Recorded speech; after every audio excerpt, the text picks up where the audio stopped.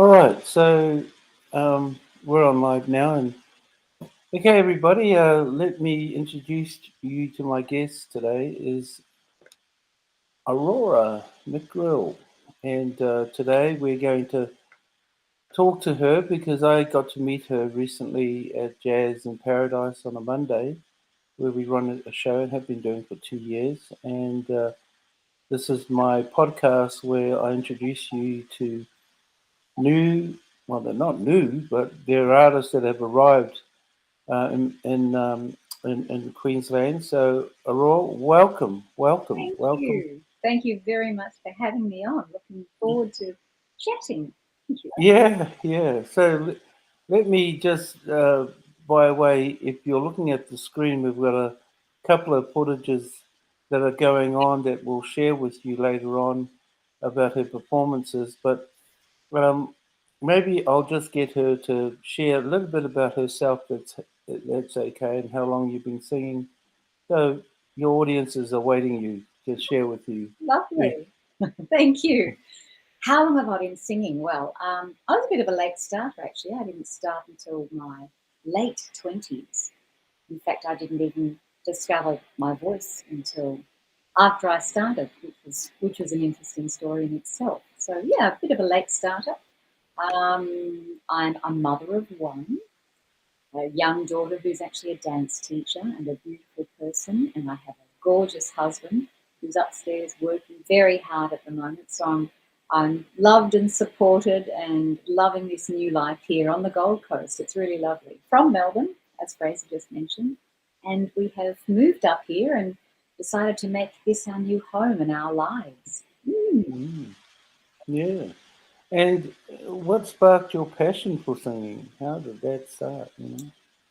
Well, as I said, I didn't even discover I had a voice until quite late. Many, many years ago, in my youth, I had a boyfriend who was a bass player, a bass guitar player, and he was the performer. He was the sensational one, and I'd just sort of sing in the background in my own little world and not think more about it, and sparked the passion for singing. Singing has always been something that I've been surrounded by. My grandmother, anytime you'd say, well, anything, absolutely anything, she'd say, oh, that reminds me of a song.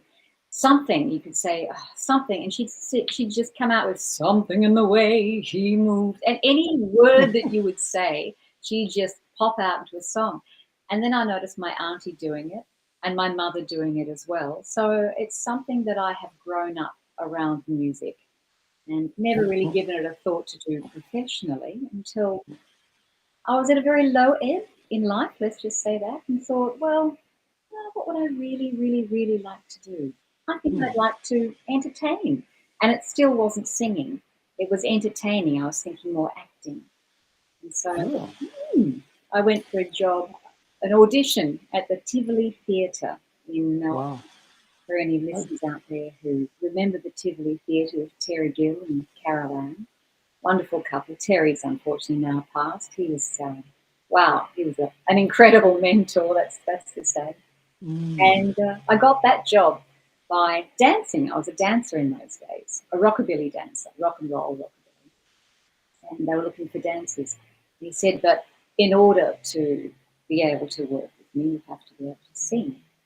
Mm. So basically, I bluffed my way in and said, oh, of course I can sing, absolutely, thinking, never sung a note in my life. Oh, pardon me, I had sung. I was a Vegemite kid years and years ago when I was under 10 somewhere. Happy little Vegemite, as bright can be. So, yes, I Well, have sung before. yeah, well, this is really a great time maybe to introduce the audience of you performing. So I'm going to put a video on Okay. and let the audience have a bit of experience of your video. And this is you playing Liza Minnelli. Liza Minnelli. So just before I play that, can you just share about that show that you do, Liza Minnelli? Yep. Yeah. That's Make Mama Proud. That's a show I wrote and I performed it Oh, in Melbourne. We travelled around with Raekwon from Blue Echoes, wow. Brian Chimpinski on drums. I was blessed to have also Dougie Reese on bass guitar, Oh, and occasionally I'd swap for a double bass player. And who else did I had? I've been so blessed to have been working with some fantastic musicians. Andy Burns, who actually first got me into singing, which was fantastic as well. I'll tell you about that after you play that. okay. So let's put that on, and thanks for the introduction. So let me put that, and I'll hide myself, and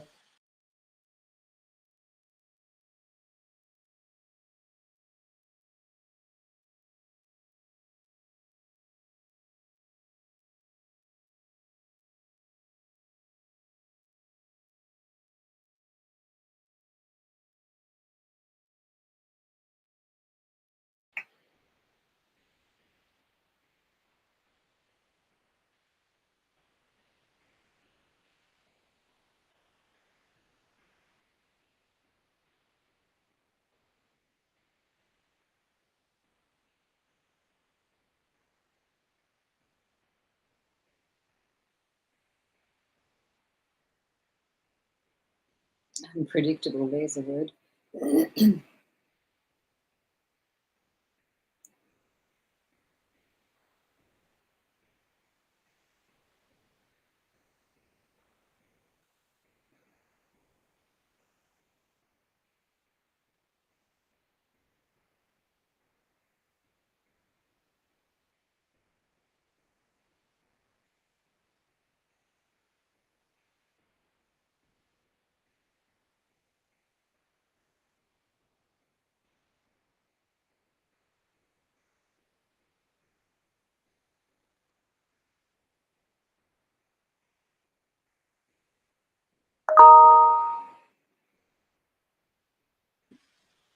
I hope you enjoyed that, everybody. Oh gosh, I'm not sure. Were you able to view that? I wasn't too sure I if that happened. Yeah, I could see it all. I couldn't hear it, which one you were playing at the time, but that's okay. I think the visuals speak well. Okay, all People right. Sorry about that, folks, for my technical prowess. I didn't do that very well.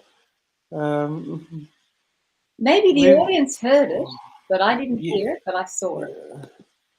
yeah. Okay, But a picture speaks 1,000 words anyway, Fraser. So that's it. yeah, yeah. So you spend a lot of time on the road when you're traveling. I might just actually take you back actually to Yeah, Andrew sure, Burns, where absolutely. I was in the days before all of this modern technology. All I had, I didn't even have a tape recorder. I needed to go to an audition at Witches in Breeches, which was the first place, the very first audition I tried for. And I had to call a friend up, Andrew Burns, and say, Andy, I need a favour. I need some backing. There were no such thing as backing tracks, of course. And so he came to an audition with me with his guitar, bless him. And I was in the lineup watching all of the other girls all limbering up. They were all dancers and they were all looking fabulous and all over 5'6" and 7" and looking gorgeous. And I looked at them and thought, I haven't got a hope here. Who am I kidding? I've never sung live. I've never sung a note live on stage. Look, just forget it. Just forget it. There were no mobile phones back then, so I had no way of contacting Andrew Burns to say thanks for your help, but don't bother coming out. I want to pull out of this audition. So anyway, I had to follow through. I had to honour the fact that he was turning up and coming from miles away. And I ended up getting a call back, which was lovely. And it's when I got the call back that the Tivoli discovered that it was worth pulling me and having a chat to me before they gave me my first job on the boards. So that's how I got started, just to backtrack a little further. And Oh, on the road, you asked, do I travel much on the road? Well before COVID, yes, I did do quite a lot of travel with this show, Make Mama Proud, as well as other shows. I was part of The King, the Queen, and a Whole Lot of Cash, where Liza Minnelli, Shirley Bassey, Shirley Bassey was the hostess with the mostess, a slightly inebriated Shirley Bassey. And that's where I was able to bring my comedy right in, which is fantastic. And the producer of that show just encouraged me. He was so good for me. He was so bad for me, so good for me though, bad in a good way. That I'm known to find the edge, find that line, and just go over the line. So Mm. unpredictable is a really good choice of words, and he really encouraged that. Really Mm. encouraged that. One particular performance when I was doing Shirley Bassey, just things overcome me. Something overcomes me. A different persona takes hold of me. It's great, and I found myself lying on the table, throwing things off the table in character, drinking people's drinks. I don't drink when I perform either, but just having a little sip, just having a little sip. But just the audience were absolutely intoxicated with the performance as well. And he just encouraged everything. And some of the characters that developed throughout being on the road with him, that's another Andrew actually, Andrew Malouf. Fabulous, fabulous manager, that one. Really enjoyed Yeah. the time. So we've mentioned Liza Minnelli, but I also got Shirley Bassey. Mm, And can you talk about that show? Is that something you want to share with us? sure. Look, I've got many shows, and I'm sure there are Mm. many more in the making. Bette Midler, Pardon? another one. Bette Midler, Bette. that's another show that I've done, yes. Wow. Brought in Bette Midler's material. I absolutely adore Bette Midler. I digress. Bette Midler is somebody that I grew up with. In Yeah. fact, a lot of these artists I grew up with as a child because my mother and my auntie played their Mm. records, which are now coming back, their records around the house, Yeah. or their tape in the car when they were driving. And Yeah. Bette Midler, Live at Last, that album I remember, Live at Last, where she was on the cover on all fours. Yeah. Oh, fabulous. I love her. Again, over the edge. There is no line that she won't cross. And I Yeah. love the fact that she's so out there and doesn't take no for an answer and won't accept any, am I allowed to say crap? Yeah, no, you are. But one of the things I like to share with the audience is with as many performers that I have accompanied, I think you're the first that I've met that has done the total conceiving of the idea, participating in the production, and also being a seamstress and designing your own costumes. And I dare say I may have missed other elements of it, but what it does tell me is a lot of young people who are endeavoring to pursue a career as a performer on stage, um, perhaps just focus on one part, which is the performance. But you seem to have consumed where the gaps that you needed, obviously being a seamstress because of finding a well-fitted costume, but you seem to have this ability to not only conceive how you see the production, but you actually picture yourself how you'd like to present yourself. Mm. Would you like to comment on that? Well, that's quite interesting. I think a lot of that evolved. I think part of my desire to be on stage stems from the fact that I love costumes, and I love sequins. I love shiny. I'm like a bird who spots something shiny and just has to have it and has to add it to my plumage. And it gave me an opportunity to be able to express myself and my love for costuming. So that was one of the only ways I could find of being able to get out there because I wasn't good enough to be a seamstress, a proper seamstress. My maths was absolutely shocking, and you need to have some idea of maths to be a good dressmaker. So that was out the window. Um, my ability to entertain came about from again a lack of confidence in my own ability as a vocalist. So I felt I needed to distract the audience somehow from my shortcomings.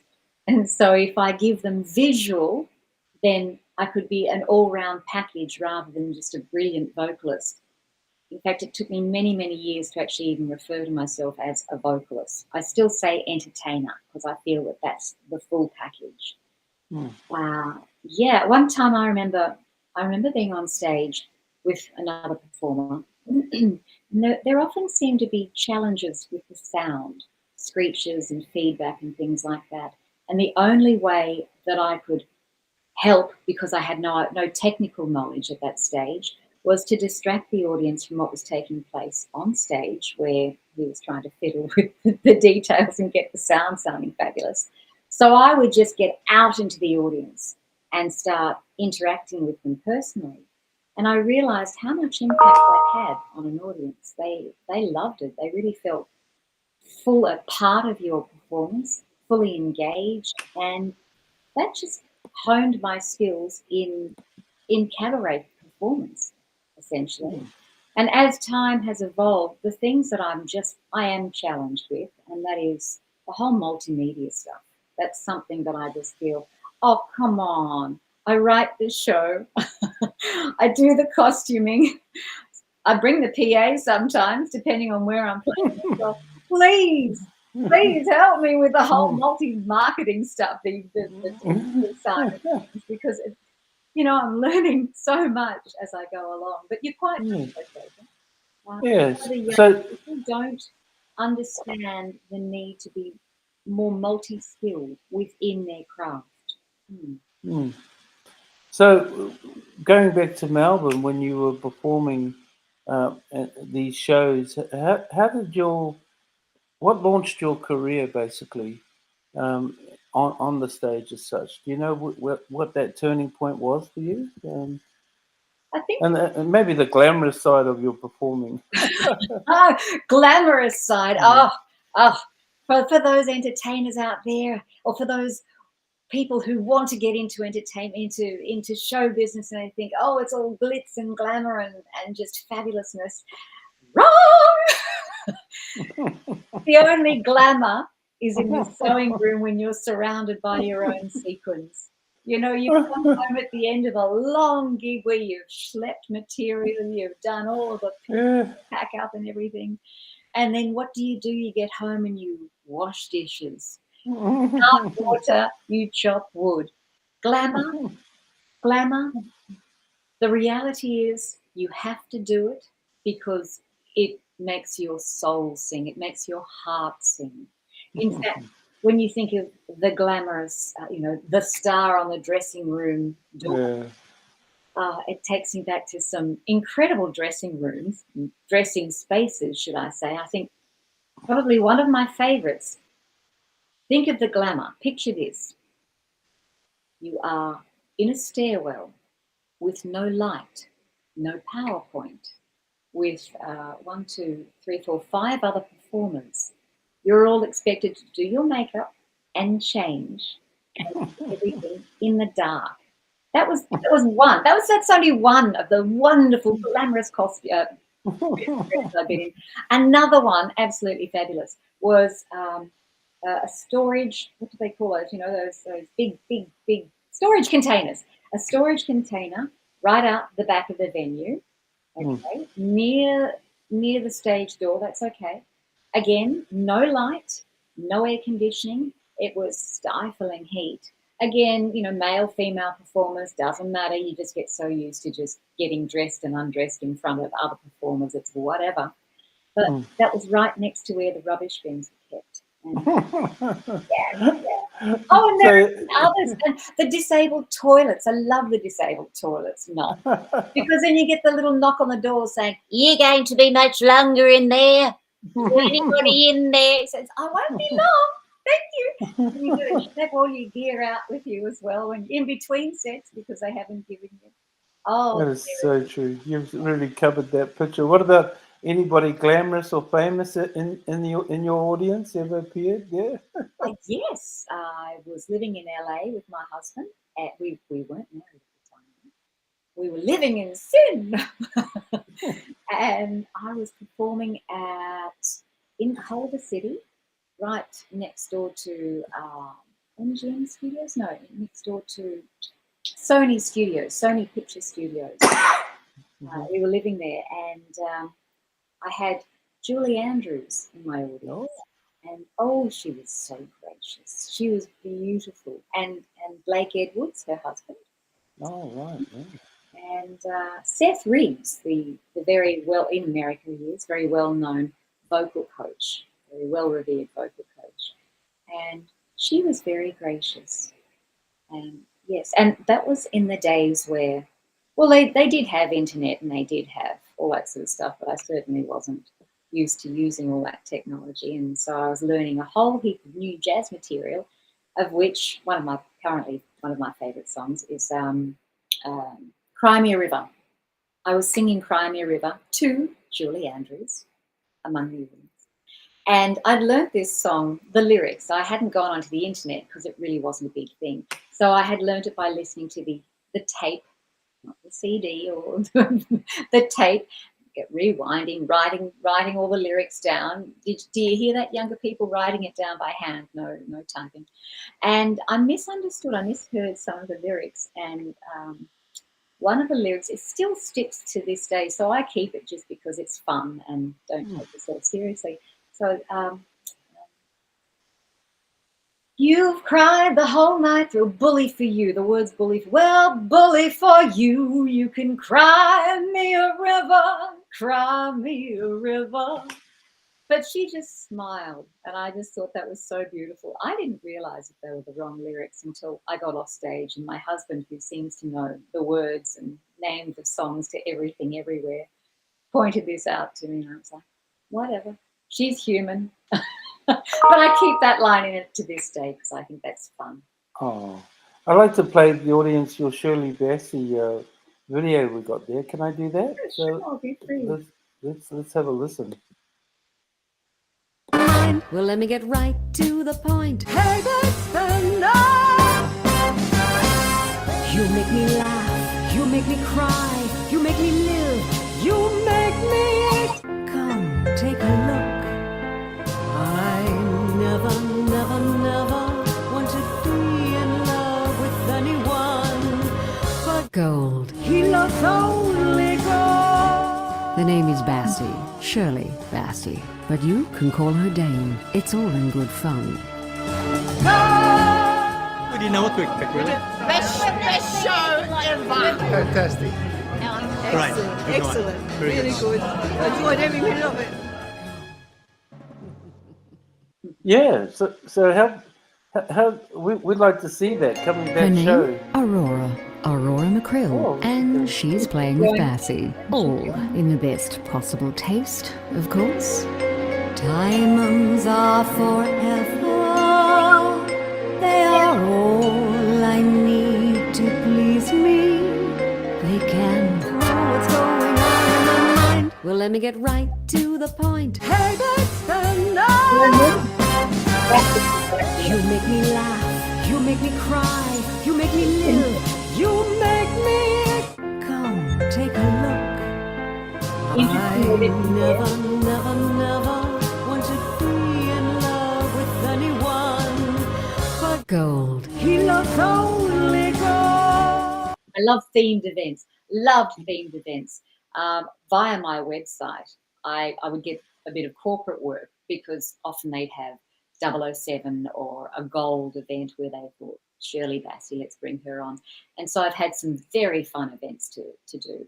Actually, my favourite one was it was at Hamilton. No, that was in Port Douglas. That was the best corporate gig I ever had. They flew me up there. They flew me back. They hired me a car to get to the venue. It was the room. It was absolutely sensational. The Mirage was absolutely beautiful. Sheraton Mirage, I think it was. And that was for just 3 songs. But it was great. I got my break there. That was one of the things that gave me an into the corporate world as well. And got me into...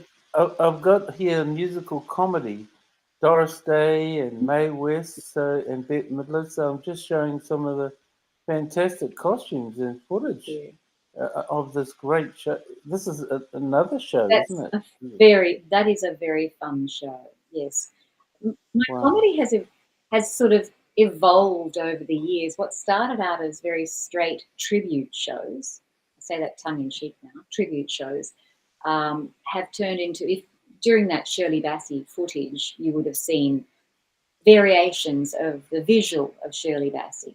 I started out as a bit of a pale Shirley Bassey and then ended up morphing into somebody who was much larger than life because, let's face it, you can't take yourself seriously and you've really got to, well, I feel, embrace her big, bold, brassy. That's one shot. There you go. That's who she evolved into. That's who she currently is.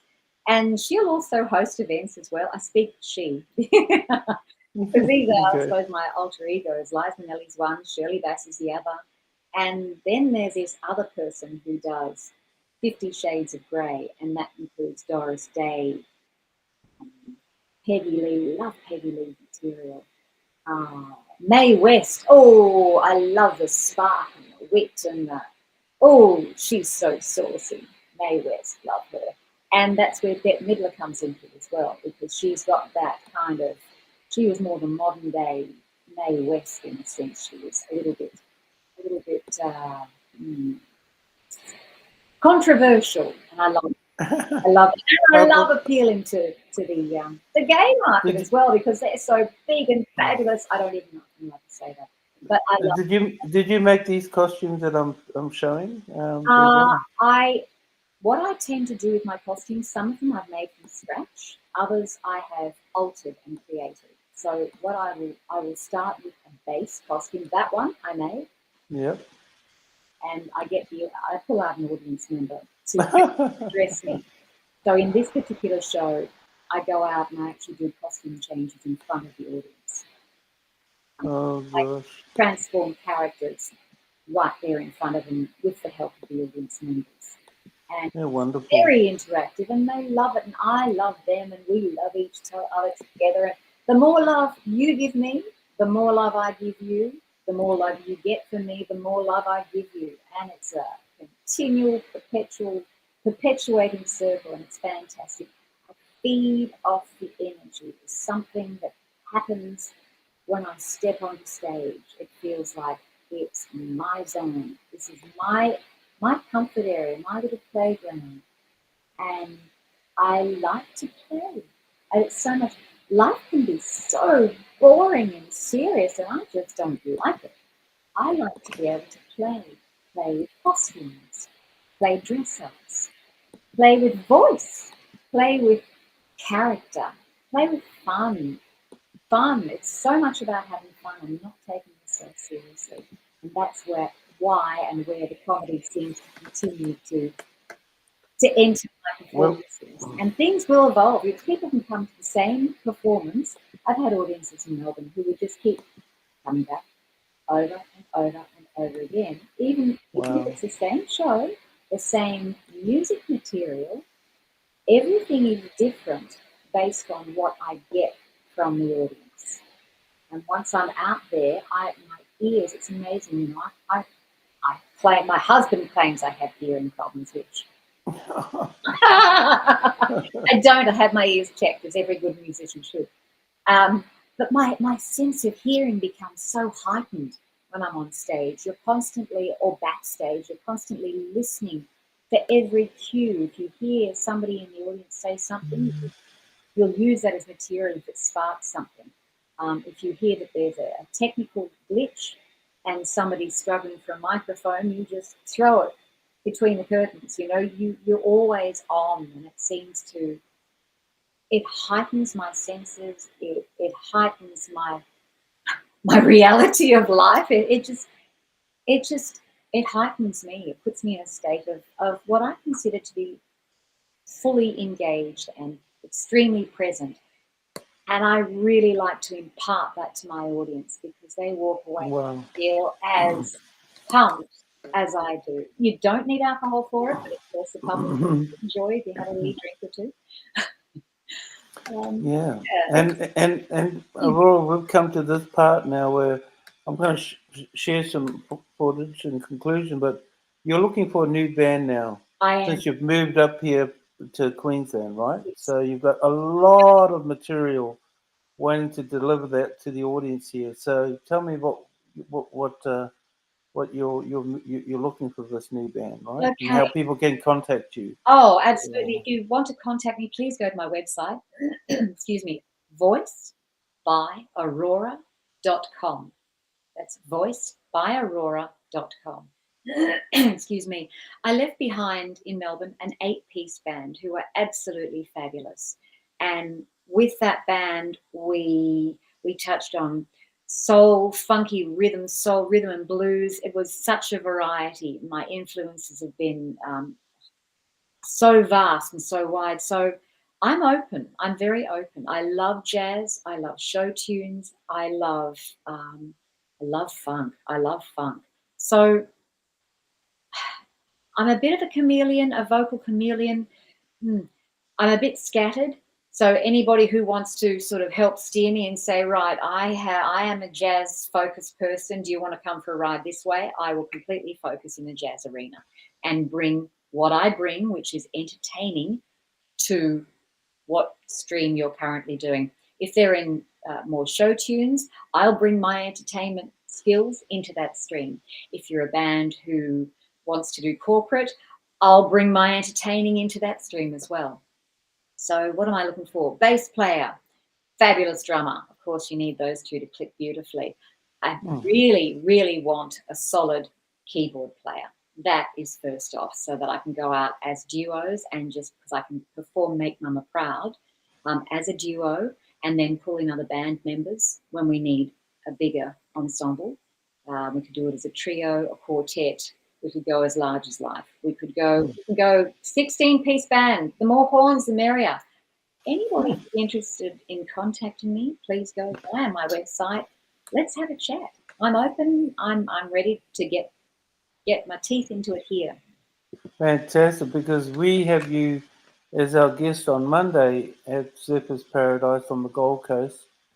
And that's her show is coming up on Monday, coming this week at 2:00. She'll be appearing, but we'll be there with a live band. And my guest artist besides Aurora on the piano there will be Mr. Rick Best, who has a fantastic 18-piece big band. Swing Thunder is a fantastic musical director, but I'm unable to be there, so in support I've replaced myself with the best on the Gold Coast, so you'll be in safe hands. So it's wonderful. So this has been a wonderful interview that we've had today, and thank you very much, Aurora, for giving us some insight into not only your performance, but your desire and your thrill for your passion for performing right throughout Australia and sharing with us some of the things that you've had to overcome in order to not only produce but package and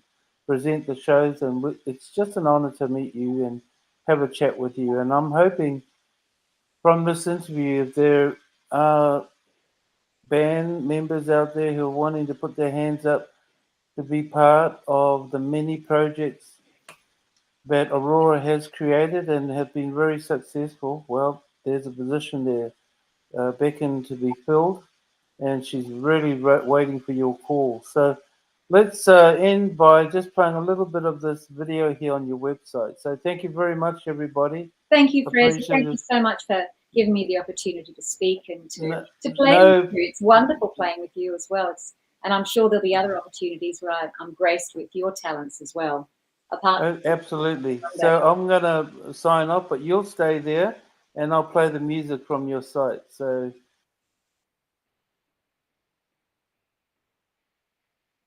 yes, I'll look, yes, I'll walk, yes, I'd love to do such and such. Yes!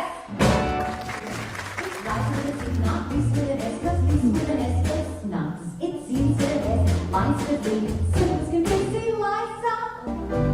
The skies a black wall, high above you. Farewell, my dear birthday. It was a fine affair, but now it's over. I'm on fire, a fever, yea, a love pursuit. Gather around, I've got a story to tell about a Manhattan lady that I know very well. She lives at Orange, Bell. Here I go, swinging low, bye, like bird.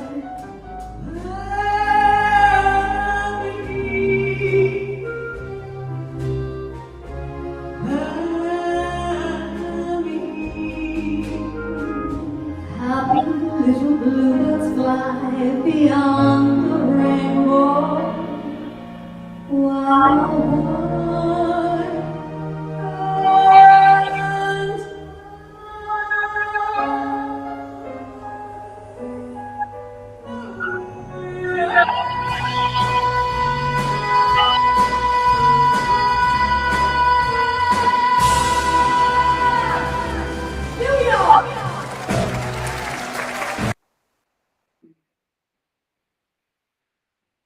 Okay.